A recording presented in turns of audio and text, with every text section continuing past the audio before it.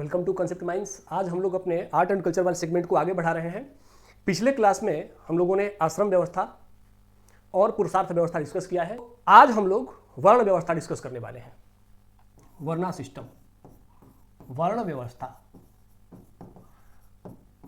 वर्ण व्यवस्था जो हम डिस्कस करने वाले हैं, ये इसमें जो कुछ डायमेंशन होंगे वो सबसे पहला होगा इसका अर्थ, कि वर्ण व्यवस्था का अर्थ क्या है। दूसरा, अर्थ के बाद फिर हम डिस्कस करेंगे कि इसकी उत्पत्ति कैसे हुई, वर्ण व्यवस्था की उत्पत्ति।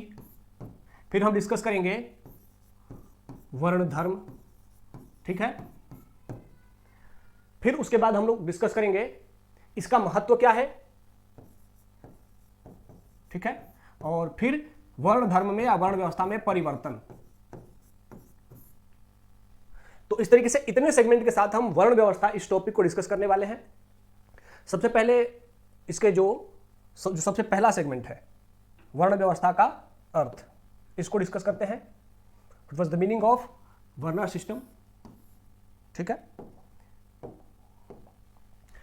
देखिए, यह मुख्यतः वर्ण व्यवस्था जो है एक सामाजिक विभाजन की एक व्यवस्था है। मतलब समाज को इसमें क्या किया गया है, विभाजित किया गया है। क्या है? सामाजिक विभाजन की व्यवस्था। सामाजिक विभाजन की व्यवस्था है, ठीक है। जिसमें क्या किया गया है, सामाजिक विभाजन किस आधार पर? श्रम के आधार पर सामाजिक विभाजन कर दिया गया है। और श्रम भी इसके विभाजन करते समय ध्यान रखा गया है कि जो व्यक्ति का प्राकृतिक स्वभाव है, जो उसके गुण हैं, उसके आधार पर श्रमों का विभाजन किया जाए, ठीक है। तो प्राकृतिक स्वभाव और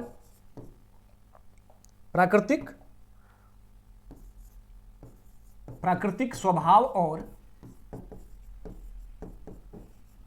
गुणों के आधार पर विभाजन की व्यवस्था है। गुणों के आधार पर, ठीक है।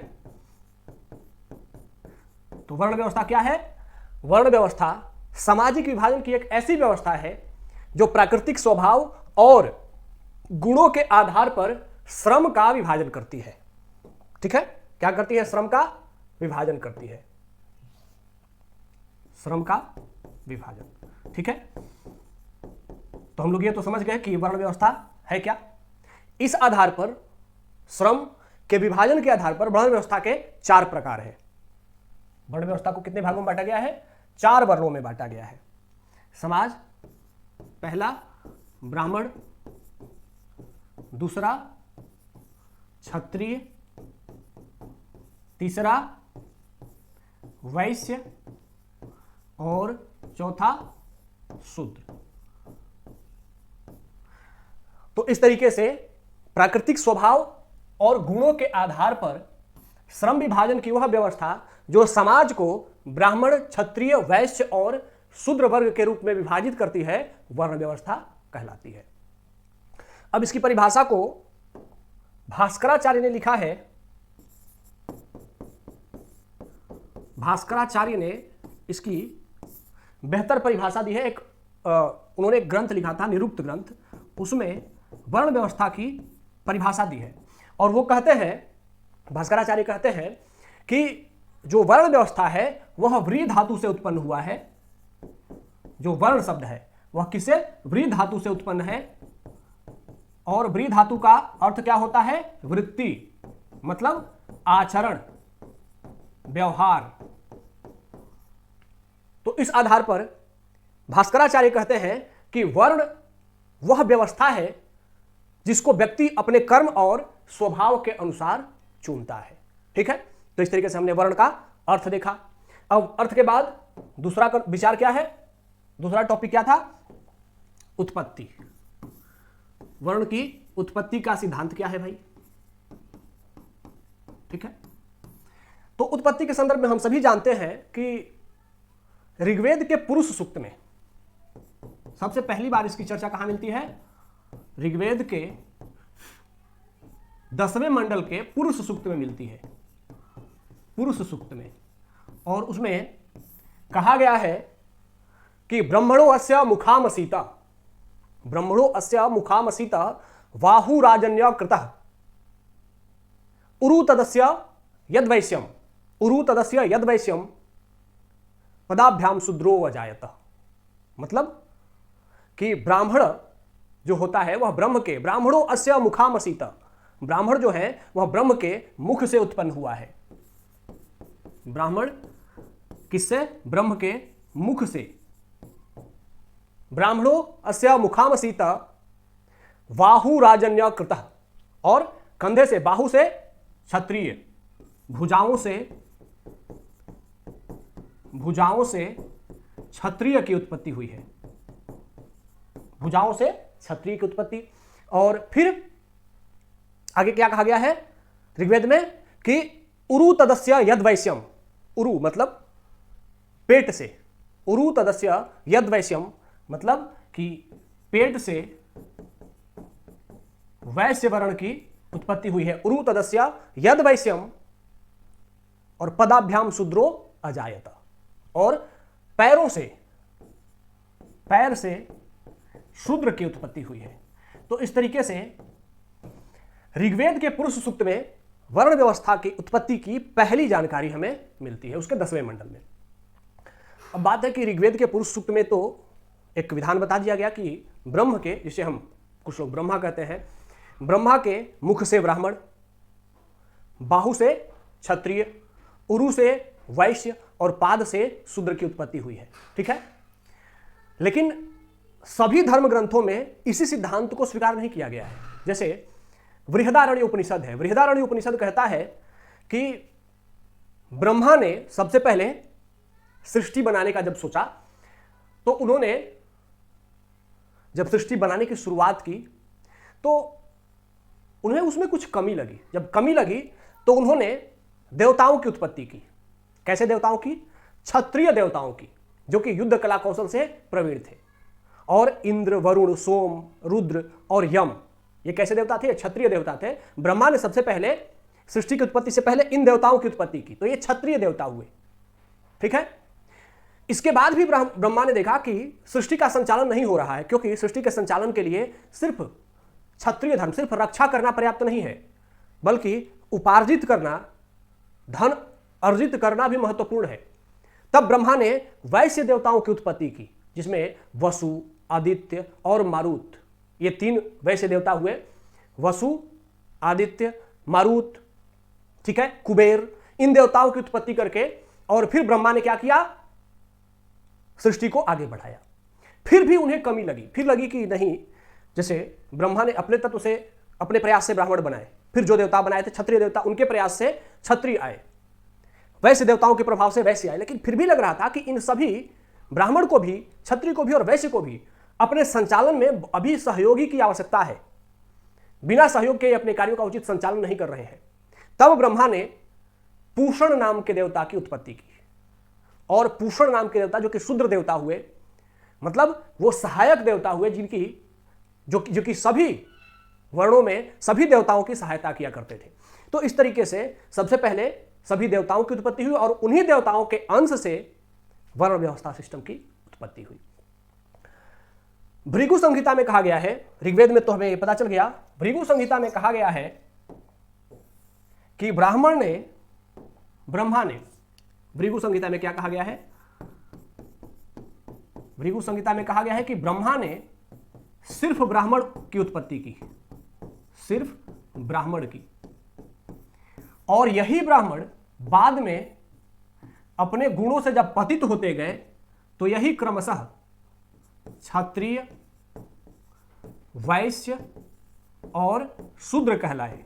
मतलब कि जब ब्राह्मण अपने कर्मों से थोड़ा पतित हुआ तो क्षत्रिय कहलाया, जब थोड़ा और पतित हुआ तो वैश्य कहलाया, जब सबसे अधिक पतित हुआ तो वह शूद्र कहलाया। ठीक है, इसी को लेकर के भृगु संहिता में क्या है कि एक ही वर्ण था, वह अपने कर्मों के अनुसार बाद में अलग अलग वर्णों में विभाजित हो गया। बाद में भगवान श्री कृष्ण भगवद गीता में लिखते हैं, भगवद गीता में कहते हैं कि चतुर्वर्ण्या मया सृष्टा गुण कर्म विभागसः, गुण कर्म विभागसः। तो यहां पर भगवत गीता में भगवान श्री कृष्ण कहते हैं कि ये जो चारों वर्ण हैं यह मया कृता है, मेरे द्वारा कृति, मया सृष्टा, मेरे द्वारा बनाए गए हैं। मया कृता मया सृष्टा। और कैसे हैं ये? इनका विभाजन किस आधार पर हुआ है? गुण और कर्म के आधार पर इनका विभाजन हुआ है। तो ये चारों वर्ण मैंने ही बनाए हैं, विभाजन इनका किस आधार पर हुआ है? गुण और कर्म के आधार पर हुआ है। ठीक है, तो इस तरीके से उत्पत्ति के संदर्भ में ये कुछ सिद्धांत दिए गए। सबसे पहले ऋग्वेद में क्या कहा गया कि ब्रह्मा के शरीर से, पुरुष सूक्त में बताया गया कि शरीर के अलग अलग अंगों से इन चार वर्णों की उत्पत्ति हुई। फिर उसके बाद भृगु संहिता कहते हैं कि सिर्फ ब्राह्मण की उत्पत्ति हुई, क्षत्रिय वैश्य और शूद्र उससे आगे आकर के ब्राह्मण अपने कार्यों से पतित होकर के बन गए। जबकि बृहदारण्यक उपनिषद कहता है कि ब्रह्मा ने सृष्टि की उत्पत्ति के लिए नए प्रकार के देवताओं की उत्पत्ति की और उन देवताओं के माध्यम से जो नए नए मनुष्य उत्पन्न हुए उन्हीं मनुष्यों को अलग अलग वर्ण में मान लिया गया। जबकि भगवान श्री कृष्ण क्या कहते हैं भगवत गीता में कि चतुर्वर्णया मया सृष्टा गुण कर्मा विभागसः, ये चारों वर्ण मेरे सृष्टा है, मेरे कृता है और इनका जो विभाजन हुआ है वह किस आधार पर हुआ है? गुण और कर्म के आधार पर विभाजन हुआ है। तो इस तरीके से उत्पत्ति के संदर्भ में ये सभी विचार थे। अब उत्पत्ति के संदर्भ में विचार तो हमने देख लिया, लेकिन उत्पत्ति के संदर्भ में कुछ सिद्धांत भी है, क्योंकि हम सभी जानते हैं कि दुनिया के हर समाज में जब समाज डेवलप हुआ है तो वहां एक सामाजिक संरचना आई है और सामाजिक संरचना हर क्षेत्र में मुख्यतः दैवीय उत्पत्ति सिद्धांत के आधार पर ही विकसित हुई है। चाहे वो हम्मुरबी का कोड हो या फिर कुरान की आयतें हो या फिर बाइबल के 10 कमांडमेंट्स हो, ये सभी क्या करते हैं? अपने समाज की उत्पत्ति का आधार किसको बताते हैं? दैवीय उत्पत्ति। ईश्वर से सभी समाज की और सभी समाज के कर्मों का निर्धारण हुआ, यह दैवीय उत्पत्ति सिद्धांत बताया जाता है। तो भारत में भी जो वर्ण व्यवस्था है, वर्ण व्यवस्था की उत्पत्ति के संदर्भ में कुछ सिद्धांत है। वर्ण व्यवस्था की उत्पत्ति के सिद्धांत, ठीक है। तो इसमें सबसे पहला सिद्धांत है दैवीय उत्पत्ति सिद्धांत, ठीक है। दैवीय उत्पत्ति सिद्धांत, इसकी चर्चा कहां है? तो ऋग्वेद में कि ब्रह्मा के शरीर से, ठीक है। छंदोग्य उपनिषद में, भृगु संहिता में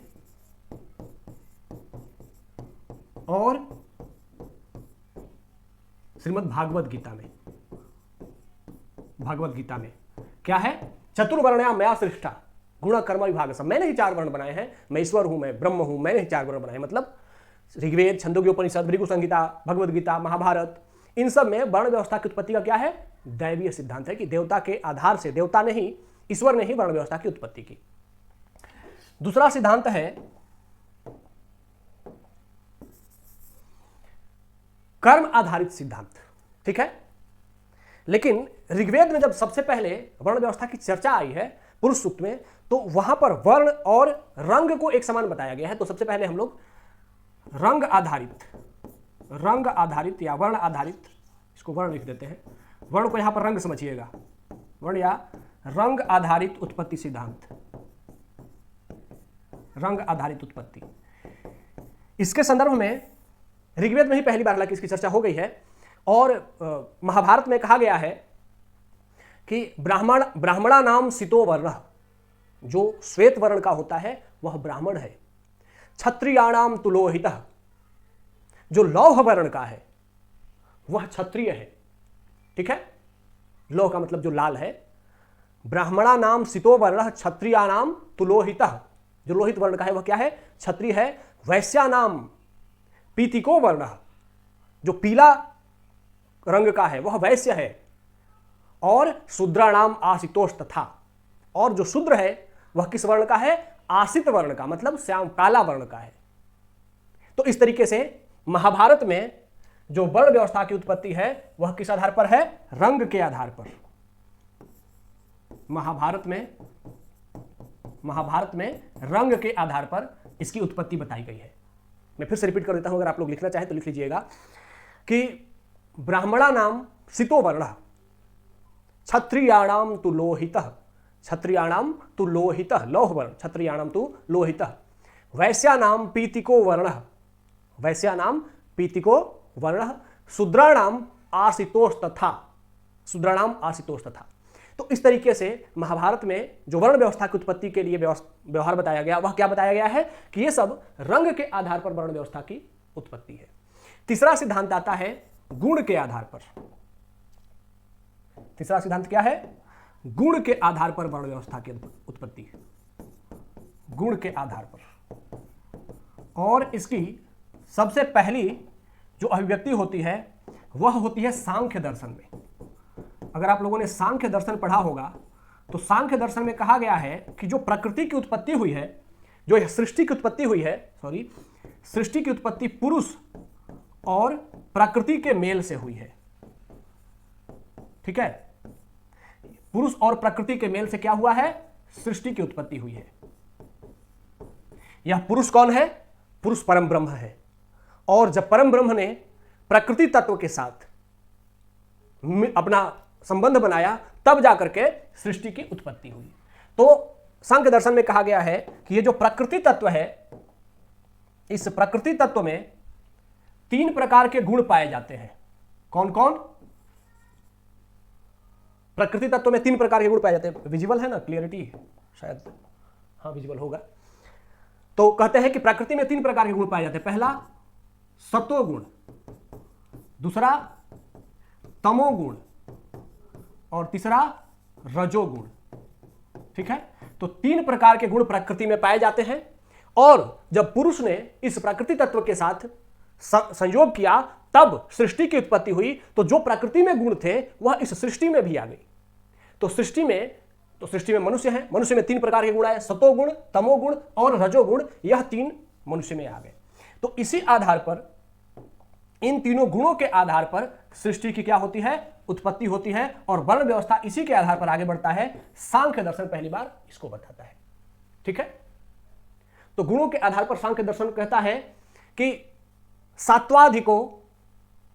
सात्वाधिको ब्राह्मणस्य, मतलब जिसमें सतोगुण अधिक है वह ब्राह्मण है। सत्वाधिको ब्राह्मणस्य क्षत्रियस्यु रजोधिको, क्षत्रियस्यु रजोधिको। और क्षत्रियों में कौन सा गुण है? रजोगुण अधिक है। क्षत्रियों में कौन सा गुण है? रजोगुण अधिक है। ठीक है, तमोधिको भवेद वैश्य, जिसमें तमोगुण अधिक है वह कौन है? वैश्य है। जिसमें तमोगुण अधिक है वह क्या है? वैश्य है। और गुणा साम्य तो शूद्र, और जिसमें तमोगुण पूर्णतः है वह शूद्र है। तो सांख्य दर्शन में क्या कहा गया? सत्वाधिको ब्राह्मणस्य, सत्वाधिको मतलब जिसमें कि सतोगुण अधिक है। संपूर्ण सतोगुण कहीं नहीं है, ब्राह्मण में भी सतोगुण, रजोगुण, तमोगुण तीनों गुण है, लेकिन सतोगुण अधिक है। ठीक है, और क्षत्रियस्तु रजोधिको, और जबकि क्षत्रिय में कौन सा गुण सर्वाधिक है? रजोगुण सर्वाधिक है। शासन करने का गुण उसमें सर्वाधिक है।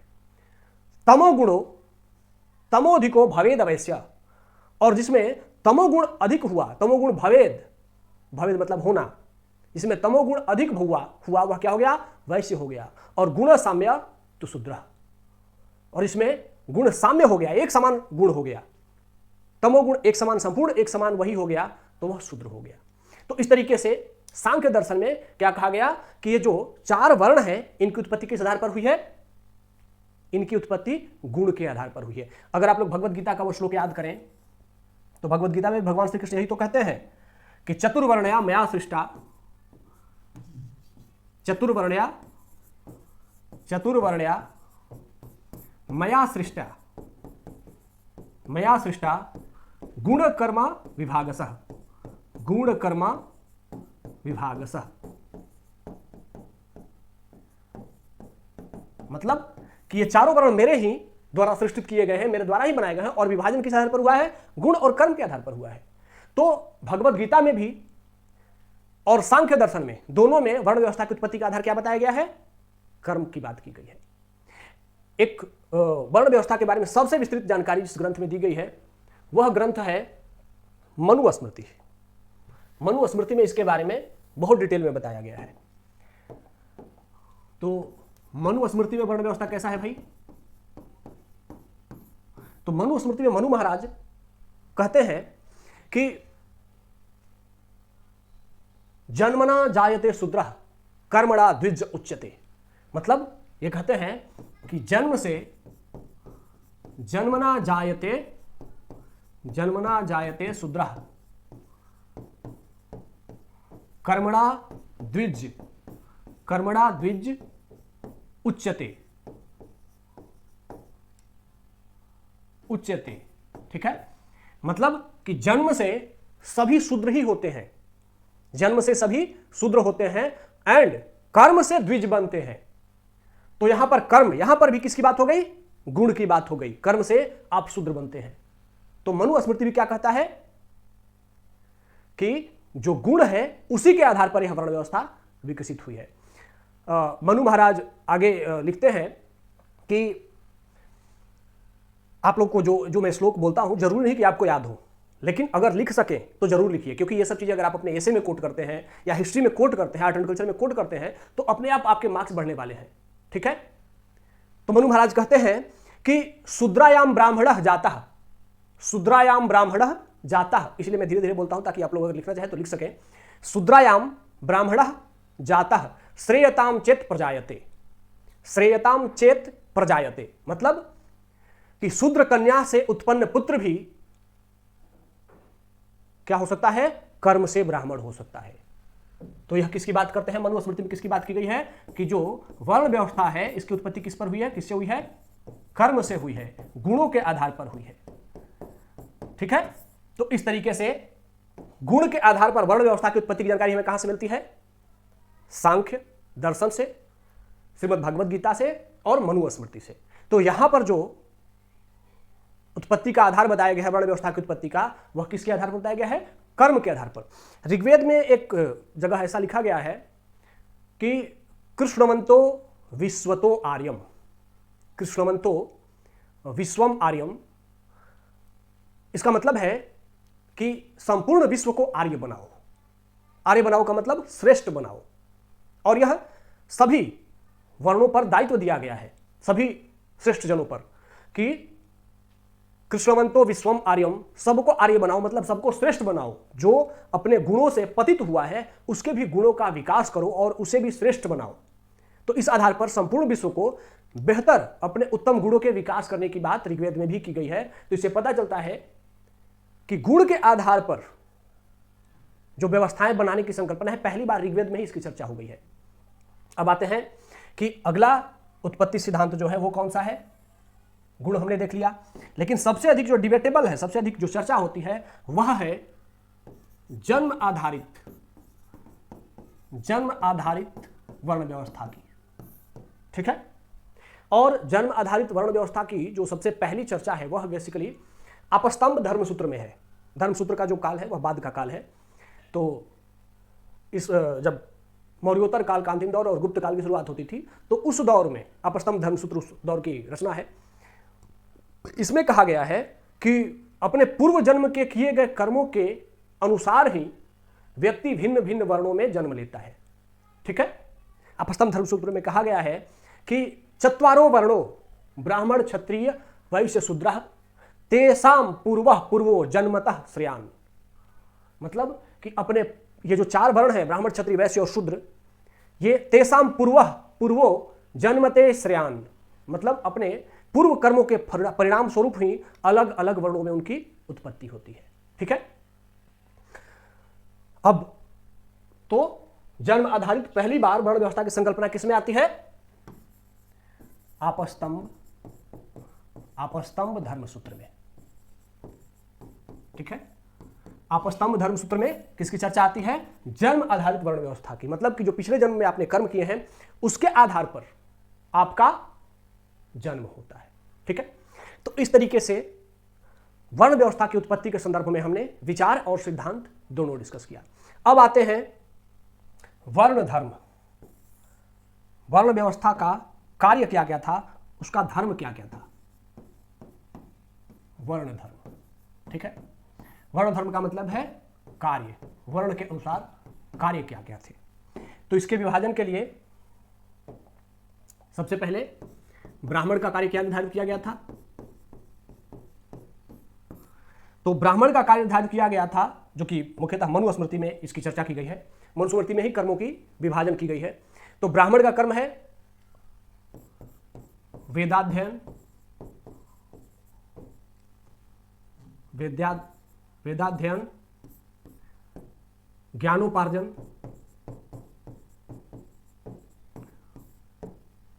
यज्ञ, दान देना और लेना,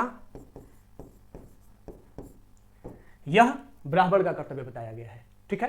हालांकि मनुस्मृति में दान लेने की निंदा की गई है, दान लेने की निंदा की गई है। मनुस्मृति में कहा गया है कि जो ब्राह्मण दान लेता है उसके ब्राह्मणत्व में कमी आती है, इसीलिए ब्राह्मणों को यथासंभव दान लेने से दूरी बनानी चाहिए। ठीक है। दूसरा वर्ण कौन सा है? दूसरा वर्ण है क्षत्रिय। क्षत्रिय वर्ण का क्या कर्तव्य है भाई? तो वर्ण व्यवस्था में क्षत्रिय वर्ण का कर्तव्य बताते समय लिखा गया है रक्षा करना, युद्ध करना, यज्ञ करना, दान देना आदि। तो इस तरीके से दान लेने का अधिकार सिर्फ ब्राह्मणों को दिया गया है, और ब्राह्मणों को दान देना और दान लेना दोनों कर्तव्य दिए गए हैं। लेकिन दान लेने की निंदा की गई है कि दान लेने से बचिए, लेकिन फिर भी दान लेने का अधिकार ब्राह्मणों को दिया गया है। क्षत्रियों को यज्ञ करना, युद्ध करना और रक्षा करना और दान देने का अधिकार। ठीक है। अब तीसरा वर्ण आता है वैश्य वर्ण। वैश्य वर्ण के क्या कार्य थे? तो वैश्य वर्ण के कार्य निर्धारित करते समय मनुस्मृति में कहा गया है व्यापार करना, कृषि करना, ब्याज देना और लेना, दान देना और यज्ञ करना। ठीक है। तो इस तरीके से वैश्य वर्ण का कार्य निर्धारित किया गया है कि व्यापार, कृषि, ब्याज देना और लेना, दान और यज्ञ करना। और चौथा वर्ण है शूद्र वर्ण।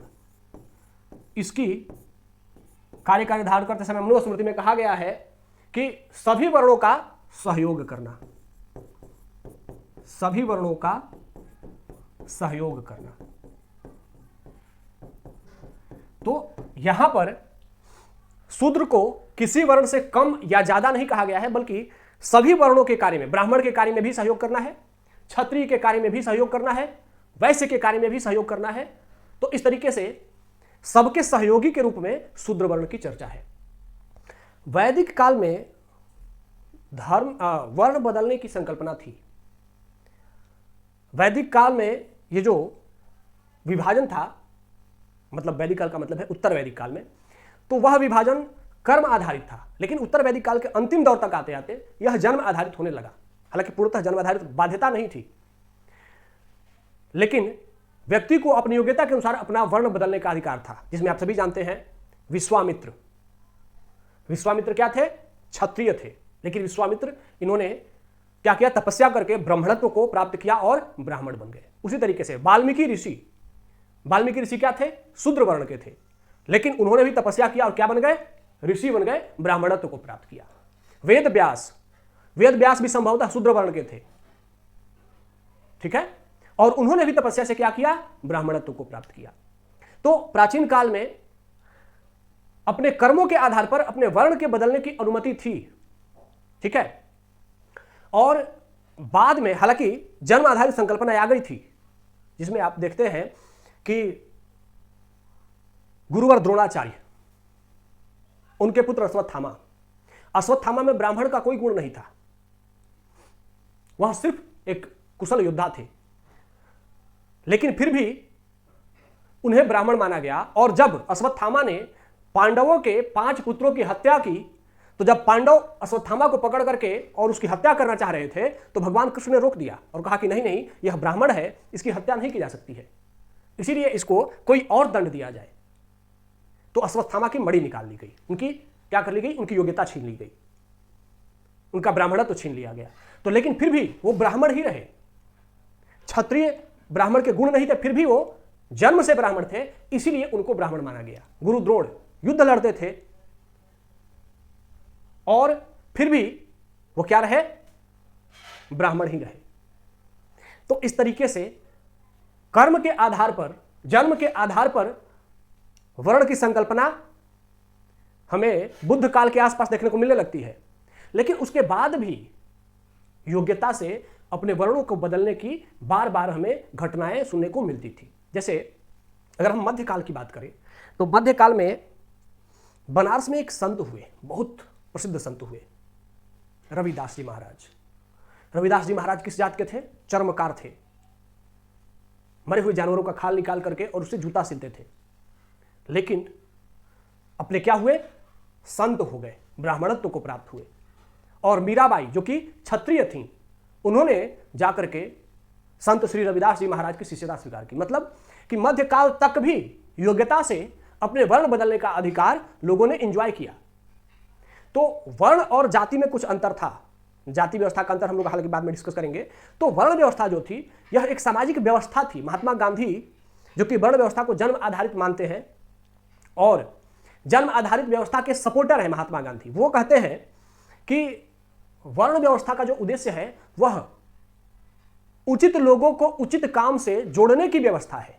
मतलब जिसको जो काम आता है या जिसका जो काम बेहतर तरीके से जो कर सकता है उसको उसी काम से जोड़ दो ताकि वह काम और बेहतर हो सके, ऐसी व्यवस्था वर्ण व्यवस्था है। और उसी को लेकर के महात्मा गांधी कहते हैं कि व्यक्ति जन्म से ही कुछ स्वाभाविक और जन्मजात गुण लेकर के पैदा होता है और उसके वही स्वाभाविक और जन्मजात गुणों को विकसित करने की जो व्यवस्था है वह वर्ण व्यवस्था है। तो इसलिए जो जन्मतः और स्वभावतः, स्वभाव मतलब जिस परिवार में पला बढ़ा है उस परिवार का गुण उसमें आ जाता है, तो जिस परिवार के गुणों से वह जुड़ा हुआ है उसी परिवार के व्यवसाय में अगर वह आगे बढ़ेगा तो वह और बेहतर कर पाएगा। तो इस तरीके से गांधी जी वर्ण व्यवस्था के सपोर्टर हैं। लेकिन गांधी जी कहते हैं कि वर्ण व्यवस्था कर्म आधारित होनी चाहिए, जन्म आधारित होनी चाहिए, लेकिन उसमें कर्म की महत्ता होनी चाहिए और वर्ण व्यवस्था में पद सोपान नहीं होना चाहिए, कोई बड़ा और छोटा नहीं होना चाहिए। इसी को लेकर के बाद में जब रामकृष्ण परमहंस जी सत्यार्थ प्रकाश लिखते हैं तो स्वामी रामकृष्ण परमहंस लिखते हैं कि जो वर्ण व्यवस्था है यह सही है, लेकिन यह जन्म के आधार पर नहीं, कर्म के आधार पर होनी चाहिए। गांधी जी उसको जन्म के आधार पर मानते हैं, लेकिन रामकृष्ण परमहंस उसको कर्म के आधार पर मानते हैं, और वो भी वर्ण व्यवस्था में पद सोपान कोई बड़ा छोटा को नहीं मानते हैं। ठीक है।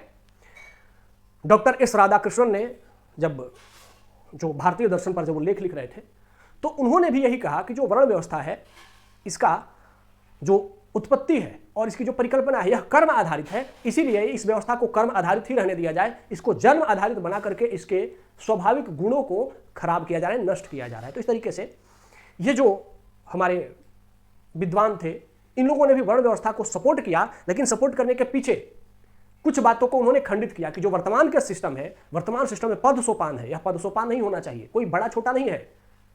और कहते हैं डॉक्टर राधाकृष्णन कहते हैं, हमारे जो सेकंड राष्ट्रपति थे, वो कहते हैं कि जिस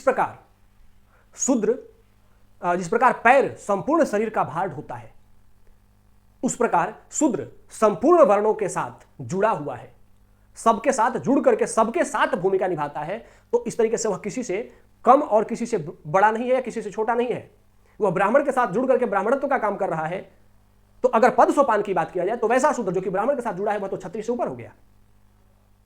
तो इस आधार पर वो कहते हैं कि जो वर्ण व्यवस्था है यह क्या होना चाहिए, कर्म आधारित होनी चाहिए। और वर्ण व्यवस्था का उद्देश्य बताते समय कहते हैं कि यह इस व्यवस्था के माध्यम से समाज के व्यक्तियों के अधिकारों की रक्षा की गई है और उसके एक व्यक्ति के अधिकार दूसरे व्यक्ति के कर्तव्य बन जाते हैं।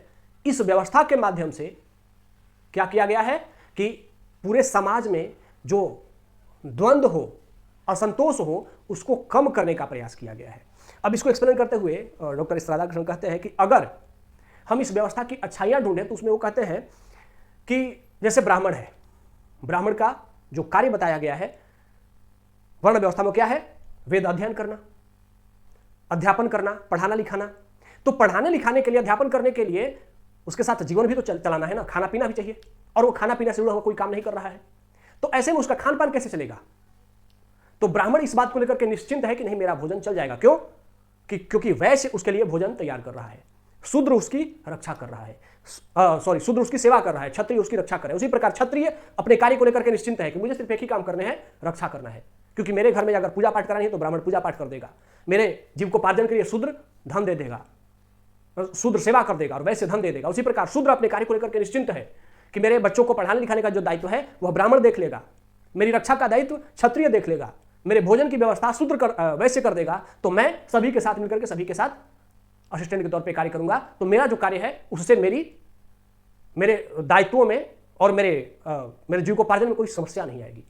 तो इस तरीके से एक जो भारतीय चिंतक थे उन्होंने वर्ण व्यवस्था को अगर सपोर्ट किया है तो उसके पीछे का आधार बताते हुए कहते हैं कि वर्ण व्यवस्था को कर्म आधारित रहना चाहिए, जन्म आधारित नहीं, और वर्ण व्यवस्था भेदभाव या फिर पद सोपान आधारित नहीं होनी चाहिए। तो इस तरह आज हम लोगों ने वर्ण व्यवस्था के बारे में जो एंशिएंट इंडिया में सिस्टम था इसको पूरा डिस्कस किया। एक बात और, वर्ण व्यवस्था का हमने प्रणाली डिस्कस किया। अब समाज में कितनी लागू थी यह जब हम अलग अलग काल के इतिहास खंडों को देखेंगे तो उसमें जानेंगे। लेकिन वर्ण व्यवस्था था क्या, उसका स्वरूप कैसा था, उसकी उत्पत्ति का सिद्धांत क्या था, यह आज हम लोगों ने डिस्कस कर लिया। ठीक है, तो चलिए आज के सेशन को यहीं एंड करते हैं। धन्यवाद, जय हिंद।